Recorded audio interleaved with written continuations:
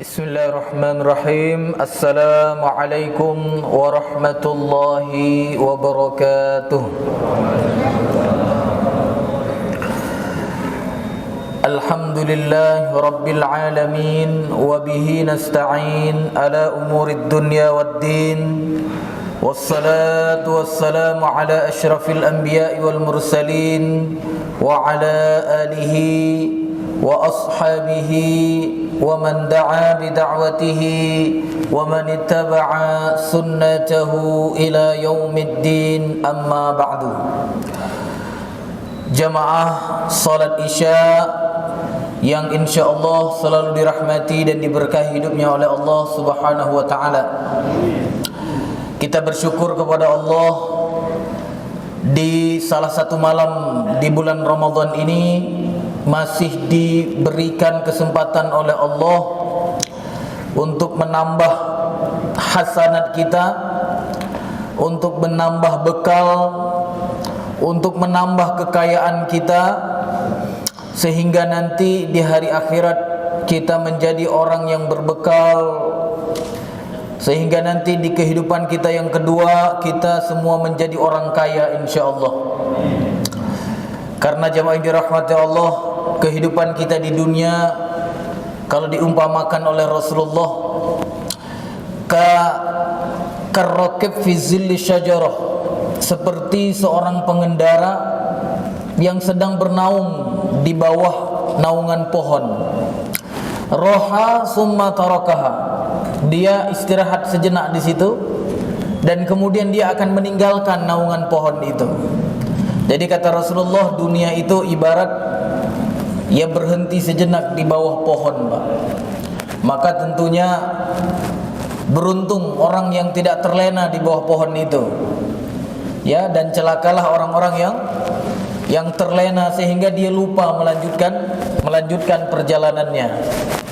Maka jemaah yang dirahmati Allah, saya menasihati diri dan juga jemaah sekalian, mudah-mudahan ya kita semua bisa memanfaatkan Ramadan ini sehingga kita semua menjadi orang yang berbekal nanti. Ya, karena kalau kita nauzubillah, Pak, ya setelah kita dijemput nanti oleh malaikat maut dan ternyata di saat itu belum ada bekal yang kita bawa, maka sungguh sangat disayangkan. Ya, kita akan nanti tidak menjadi orang yang berbahagia. Ya, apalagi yang di dunia sudah sering bahagia, Pak, ya. Rumahnya sudah besar, ya, mobilnya sudah bagus. Ya, begitu meninggal maka ditinggal semua nikmat itu. Kalau sampai kita tidak berbekal dengan amal yang soleh, dengan bekal yang baik yang bisa menjadi penyelamat kita nanti di hari akhirat, di kehidupan kita yang kedua, maka na'udzubillah, ya kita akan menjadi orang yang sengsara. Kalau orang biasa sengsara di dunia mungkin biasa aja, Pak, ya. Tapi kalau saya lihat di sini, ini orang-orang yang bahagia semua di dunia ini. Ya. Artinya apa? Ya, semua kita sudah mendapatkan nikmat dari Allah. Maka jangan sampai begitu kita meninggal nikmat itu putus. Ya, harapan kita begitu kita meninggal justru kita mendapatkan nikmat yang lebih, Pak. Begitu dimasukkan ke dalam kubur kita diberikan pakaian dari syurga, alas dari syurga, dibukakan pintu syurga, Masya Allah. Artinya apa? Kita akan merasakan nikmat yang lebih. Tapi kalau misalnya na'udzubillah, kita semua tidak berbekal, begitu masuk kubur ada yang dipakaikan pakaian dari neraka, dipakaikan alas dari neraka dan dibukakan pintu neraka, maka mulai saat itu dia merasakan azab. Nauzubillah. Mudah-mudahan kita semua yang hadir di sini tidak diazab oleh Allah sejak kita di dalam kubur nanti. Jamaah yang dirahmati Allah, syahrul Ramadan, bulan Ramadan sering disebut dengan syahrul Quran, bulan Quran. Kenapa?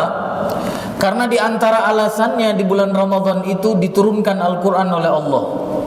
Jadi di dalam surat Al-Baqarah ayat 185 Allah berfirman, Syahrul Ramadan alladzi unzila fihi al-Quran hudan linnas.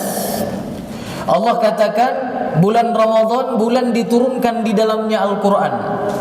Yang kalau kita lihat di sini di ayat 185 di dalam surat Al-Baqarah ini, Allah katakan Al-Qur'an itu sebagai petunjuk untuk manusia.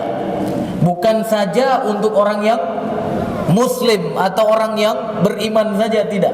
Tetapi disebutkan oleh Allah untuk manusia. Hudal linnas wa bayyinatin minal huda wal furqan. Dia sebagai penjelas, ya, dan juga dia sebagai pembeda antara yang hak dan yang batil.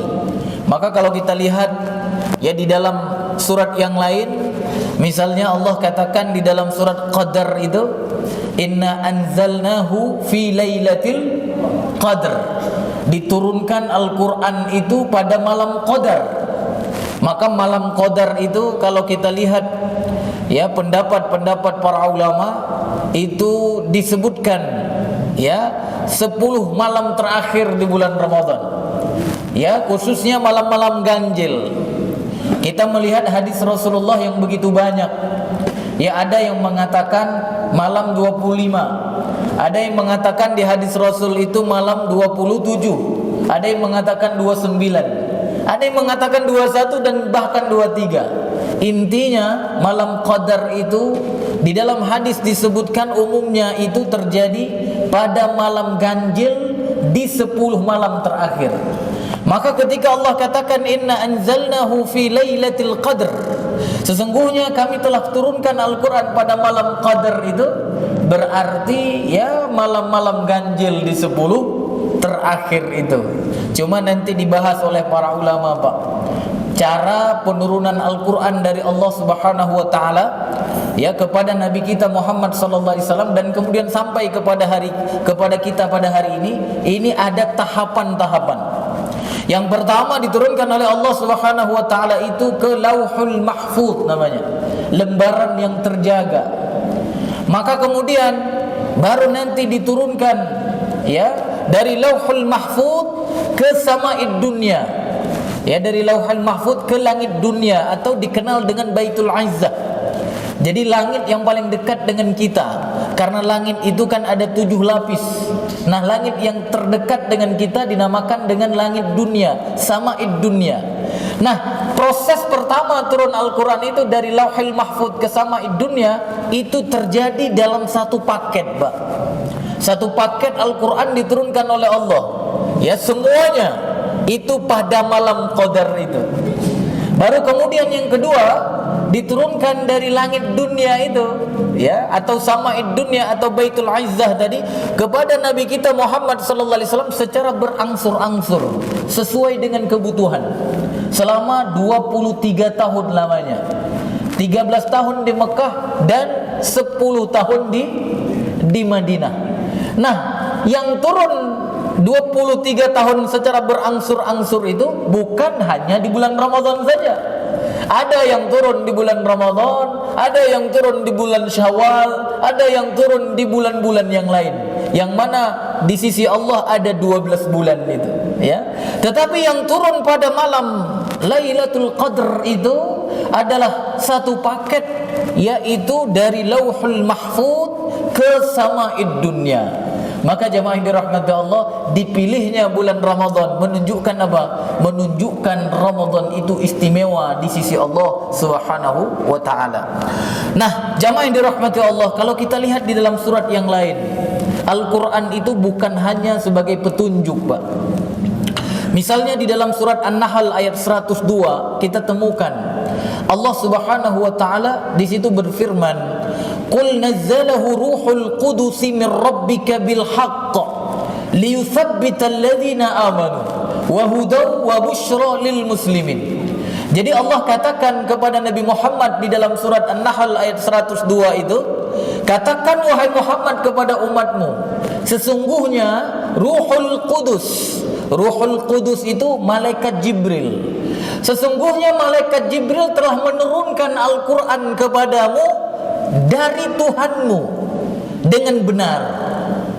Jadi bahwa malaikat Jibril telah menurunkan Al-Quran kepada Nabi Muhammad dari Tuhannya Nabi Muhammad, artinya Tuhannya kita semua, dengan benar. Ini diperintahkan oleh Allah untuk dikatakan oleh Nabi Muhammad kepada umatnya, kepada kita semua. Nah, kemudian disebutkan di situ oleh Allah, Al-Quran itu fungsi yang pertama di situ disebutkan liyuthabbital ladzina amanu. Kalau di dalam surat Al-Baqarah ayat 185 tadi kan langsung disebutkan hudan linnas, petunjuk untuk manusia. Tapi di dalam surat An-Nahl ayat 102 Allah tidak sebutkan yang pertama hudan linnas, tidak. Allah sebutkan di situ liyuthabbital ladzina amanu. Al-Quran itu bisa menjadi peneguh, Pak, peneguh, pengokoh, penguat, pendukung, penolong. Siapa? Orang-orang yang beriman. Makanya disebutkan oleh Rasulullah sallallahu alaihi wasallam di dalam hadisnya, wal Quran hujjatun laka aw alaika. Quran itu akan menjadi penolongmu, atau sebaliknya dia akan menjadi musuh untukmu. Jadi hujjatun laka au alaika. Maka kita jamaah yang dirahmati Allah, umat Nabi Muhammad yang telah diturunkan Al-Quran kepada Nabi kita Muhammad dan juga kemudian disampaikan kepada kita, jangan sampai nanti Quran itu menjadi musuh kita, Pak. Jangan sampai. Ya tentunya agar Quran tidak menjadi musuh kita, ya, bahwa Quran itu akan menjadi penolong kita, tentunya sikap kita terhadap Al-Quran harus benar. Jangan sampai sikap kita salah terhadap Al-Quran. Ya, sikap kita terhadap Al-Quran yang pertama, kita tidak boleh ragu, kita harus imani dengan benar. Makanya di dalam rukun iman itu kan, ya, yang ketiga itu kan disebutkan beriman kepada kitab. Arti iman diantaranya adalah tidak boleh ada keraguan. Makanya di dalam ayat yang kedua di dalam surat Al-Baqarah disebutkan apa?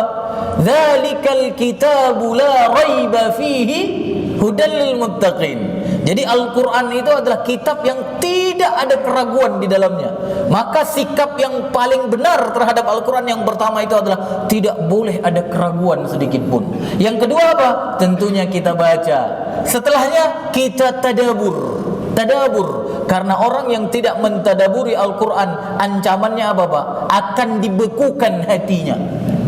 Ya, akan dibekukan hatinya. Ya, jadi jangan berpikir yang dibekukan cuma aset saja, Pak, oleh negara. Karena ada koruptor kan, ketika tertangkap dibekukan asetnya. Hati kita pun bisa dibekukan oleh Allah ketika kita tidak bersikap dengan benar terhadap Al-Quran, yaitu dengan mentadaburinya. Dan kalau ketika kita mentadaburi ternyata kita tidak paham, Pak, karena tadabur ini bisa dilakukan oleh semua orang. Ya, ketika kita tadabur ternyata tidak paham, maka kita harus membaca tafsirnya para ulama.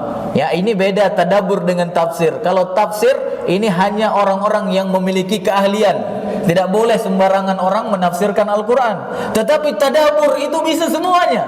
Bisa semuanya. Nah, ketika kita tadabur tidak paham, maka kita kembali kepada tafsir para ulama, tentunya yang recommended. Ya, jangan sampai kita baca tafsir orang yang menafsirkan dengan salah. Kan ada kan, Pak, ya? Orang tafsir Al-Quran sudah jago dia, bahkan ketika menafsirkan ayat yang terkait dengan hijab misalnya, dia katakan hijab itu tidak apa, Pak?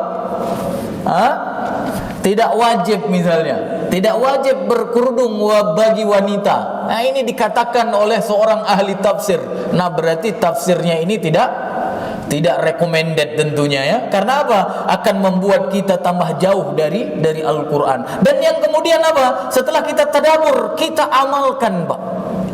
Maka insya Allah Al-Quran itu akan menjadi penolong kita.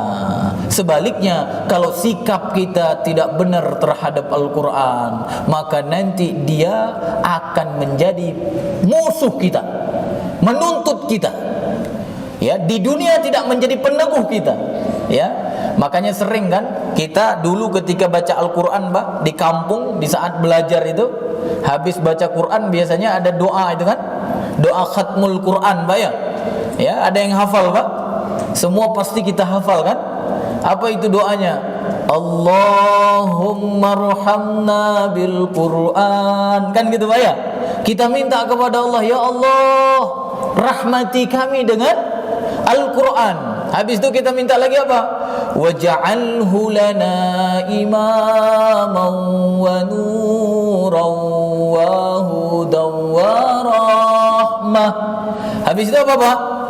Allahumma zakkirna minhu ma nasina wa 'allimna minhu ma jahilna warzuqna tilawatahu ana al-laili wa atrafan nahar waj'alhu lana hujjatan ya rabbal alamin. Coba lihat yang terakhir, apa yang kita sebutkan tadi? Waj'alhu lana hujjatan. Hujjatan artinya apa? Jadikan Al-Quran itu sebagai penolong kami, sebagai peneguh kami ketika di dunia, dan nanti penolong kami di hari akhirat. Kalau kita tidak ditolong, maka bisa jadi nanti Al-Quran itu menjadi musuh untuk kita. Maka jemaah yang dirahmati Allah, pastikan di bulan Ramadan ini kita jadikan Al-Quran itu benar-benar dekat dengan kita. Kita baca Al-Quran itu, kita tadaburi Al-Quran itu, dan kemudian senantiasa kita usahakan untuk mengamalkan semampu kita. Dan jangan sampai terpengaruh dengan orang-orang yang mengatakan ada sebagian ayat dalam Al-Quran yang tidak relevan. Jangan sampai terpengaruh, Pak. Karena ketika terpengaruh dengan orang yang mengatakan ayat ini sudah tidak cocok, hati-hati, nanti di hari akhirat akan dimasukkan ke dalam azab yang paling pedih. Karena Allah katakan di dalam surat Al-Baqarah ayat 85 itu apa? Afatu'minuna bi ba'dil kitab? Apakah kalian itu mengimani sebagian kitab? Wa takfuruna bi ba'd? Dan kalian kemudian ingkari sebagian yang lainnya. Maka kata Allah, fama jazaa'u man yaf'alu dzalika minkum illa khizyun fil hayatid dunya wa yaumal qiyamati yuradduna ila asyaddil adzab. Jadi orang yang mengimani sebagian, mengingkari sebagian yang lainnya, kata Allah, dia akan mendapatkan kehinaan di dunia, dan nanti di hari akhirat dia akan dikembalikan kepada azab yang paling pedih. Maka melalui momen khutbah singkat pada hari ini, khatib mengajak diri pribadi dan juga jemaah sekalian, imanilah Al-Quran dengan sepenuhnya, dengan kafah, dan kemudian sikapilah Al-Quran dengan benar. InsyaAllah dia akan menjadi penolong kita dan bukan menjadi musuh kita nanti di hari akhirat kelak. Ini yang dapat saya sampaikan.